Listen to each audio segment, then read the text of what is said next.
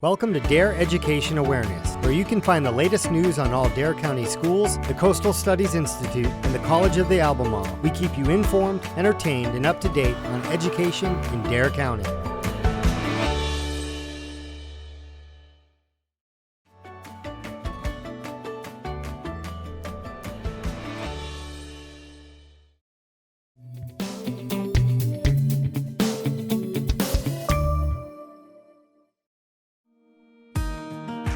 I'm Captain Ben Alexander with the Kitty Hawk Fire Department. I'm also an instructor with the College of the Albemarle in their Dare County Fire Academy. We take classes that have been certified through North Carolina, through the State Office of the Fire Marshal, that's put on by the community college system in conjunction with the Office of State Fire Marshal, Department of Insurance. And we teach them the basics of firefighting. They learn about PPE, which is personal protective gear they use, and all the different functions of firefighter. It's a large 280-hour program through all of it. It takes usually from August to April to get through it. Dare County Fire Academy meets on Tuesdays, Thursdays, and every other Saturday. At night during the week from 6:30 to 10:30. On Saturday it's an all-day from 8 to 5 class. They get the classroom knowledge, they get the practical exercises, and then after each section, each class they have a state certified test that they have to pass to become certified firefighters in North Carolina. And they can volunteer, or hopefully some of them are doing it to become a paid position in some of their departments. We have people from 17 all the way to older adults looking for a second career, or they want to volunteer for their communities and help make their communities better. And they've chosen firefighting as one of the ways they can help their communities. My name is Amber Mann. I am 17 years old. I'm from Wanchese, North Carolina. I am part of the Roanoke Island Volunteer Fire Department. I was actually named Firefighter of the Year for 2020 for my fire department. I enrolled in the Dare County Fire Academy last fall, and it's been an amazing opportunity. The instructors have been so willing and kind. Because of my age and my size, they've had to really get creative with a lot of the tools. They were wonderful and worked with me after hours trying to help me so I could pass the class. I have no complaints for this academy. It has been the best decision I could have made. In the Fire Academy, we learn a whole lot of different stuff. You learn rope bailouts, you learn the different behavior patterns of fires, how to cut cars apart, take people out of them safely, and most importantly, how to keep ourselves and other people safe while we're working.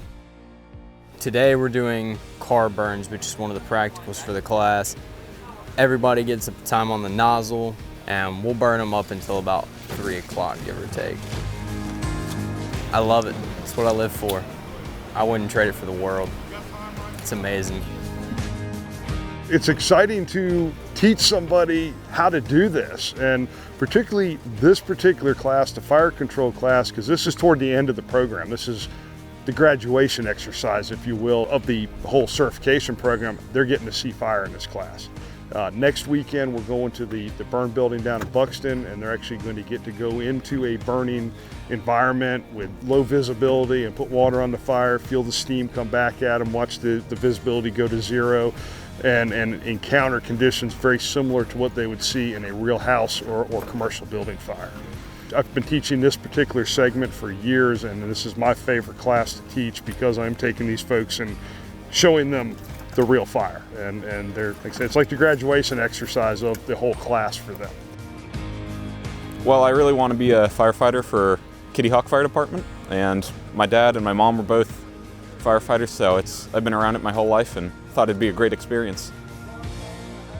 When I first became a firefighter, we did not have this program in Dare County, and it took me many years to get it because I would have to go to weekend classes other places. This puts it all in an academy in Dare County, so people don't have to drive and they have a chance to get it in a shorter amount of period. They can get it all in 1 year instead of taking 4 or 5 years to be certified.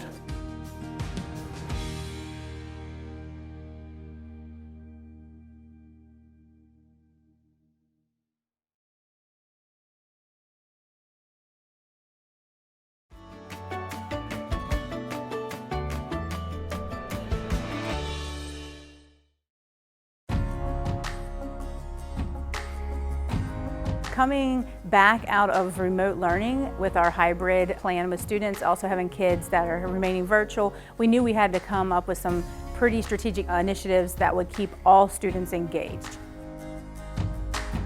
Our administrators came to us as teachers and they asked us, what do you think would work best with round 2? And we wanted consistency, and we also wanted extra time to remediate. This consistent schedule in the morning has helped us keep everybody logged in, because it's like my students said, it doesn't matter whether I'm in the building or whether I'm at home. I get to see Ms. Jackson, I get to see my classmates. We have a community online, and that's extremely important.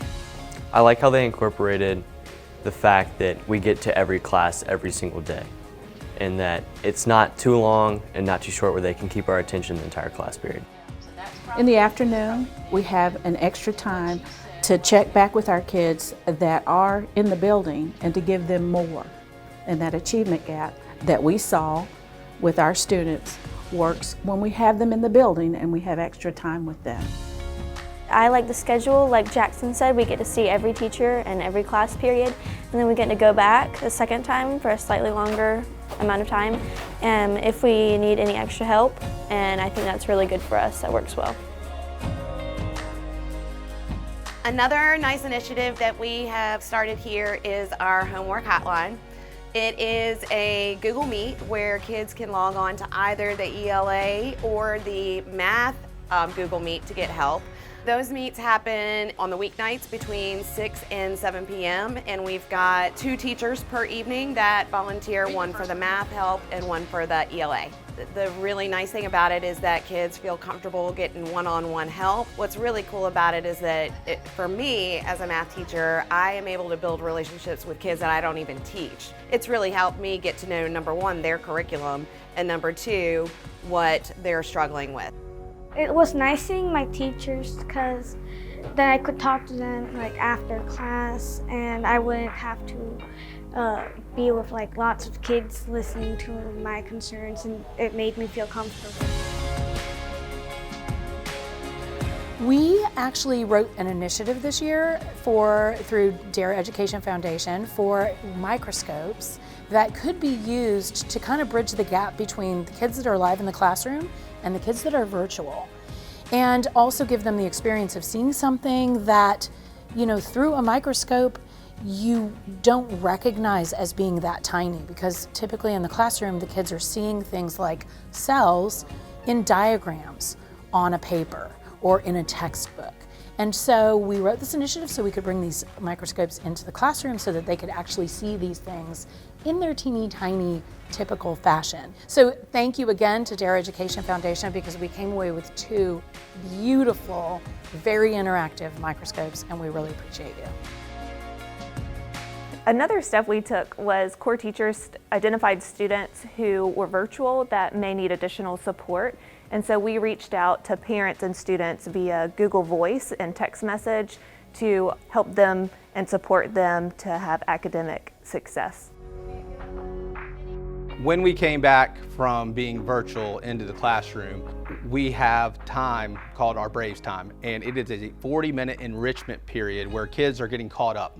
Some of our students are caught up. They did a great job over virtual. How do we feel that is what we call a genius hour, where kids are taking things that they're interested in that relate to the curriculum and working on it together with groups, but on their own. It's things that they're interested in. We're using 21st century skills with this. One of the things the kids like to do is 3D printing. They'll create things, they'll send them to me, and I'll print them out on our 3D printer. They're also working together on projects that they really have a huge interest in.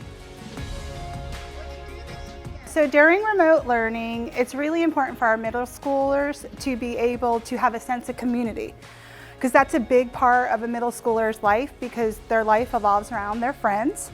And when we were remote, we felt like that was missing. So we came up with some opportunities to meet with these students virtually. And one of them was virtual lunches. So students would be sent a schedule for 6th, 7th, or 8th grade, and they would give a time slot and they would sign on, and we basically just chatted. It was a way for them to socialize with their friends as if they were in the school building. We also reached out to parents and families during this time. We did family gym kit nights. We really wanted to keep that school community even though we were virtual. I'm just super proud of our staff. We have an amazing staff that has thought outside the box and came up with some initiatives that they thought would fill a need. These initiatives have been a success, and we think that we'll probably continue to use them and enhance them in the future.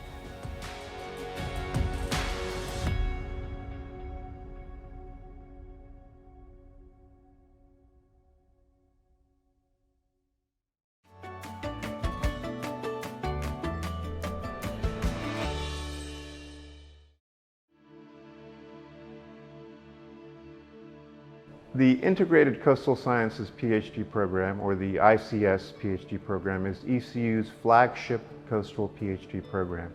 It is a truly unique PhD program in that students get rigorous training in both natural sciences and social sciences. That's not something you find in a lot of PhDs.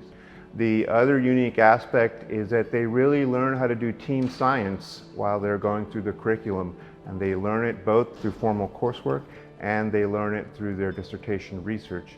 Their committee is made up of faculty that represent both natural and social sciences, and they really learn how to problem solve in a variety of areas. It's an effort to amalgamate different disciplines, especially the natural and the social sciences, to create a more holistic perspective on the processes that are going on the coast with the human and the natural ecosystem. One of the great things about this PhD program in terms of preparation for job skills in the next century is that students are really learning that complex problems at the coast take a team of researchers to solve. And so they learn the language of other people who might be part of a team that they deal with in addressing a wicked problem that a coastal area is facing. We here in coastal North Carolina deal with a lot of complex issues, from flooding to storm management and impoverishment in coastal plain areas. So to understand those problems, you have to understand what type of team you need to put together and what types of language you have to be able to speak and what skill sets and data you have to be able to analyze. And that's where our students get that training in the program. My favorite thing about the program is that we can choose from a variety of different topics as long as it has a coastal focus and it's somewhat related to natural and social sciences. I have a background in economics. I've only been really in touch with other economists, and now I can interact with all these people from geology to ecology to all planning sciences. Like, I have this really great community of people that I would have never thought of being able to work with. The students that come into the PhD program take a variety of courses, basically coastal geosciences, coastal ecology, coastal human dimensions, and coastal economics and policy. They learn research methods and they learn data analysis. But what really separates our program and makes it unique is that they take two other courses called integrative problem solving in coastal areas. And in the first part, or the first course, what they learn is a theoretical approach to integrated problem solving in coastal areas. In the second part, they actually get a practical problem to solve as a cohort of other students. They address a problem that is facing people right now, and they learn how to work with other people, they learn how to gather data associated with the problem, and then provide a solution. You know, that's the great thing about these classes that we're required to take is if there's a skill that you haven't had the chance to learn yet during your master's or your undergrad, you can go ahead and get that squared away. If there's new skills that you want to learn, it's encouraged, you can do it, you have access to all the courses on campus, every department. It's not super structured besides just the core requirements.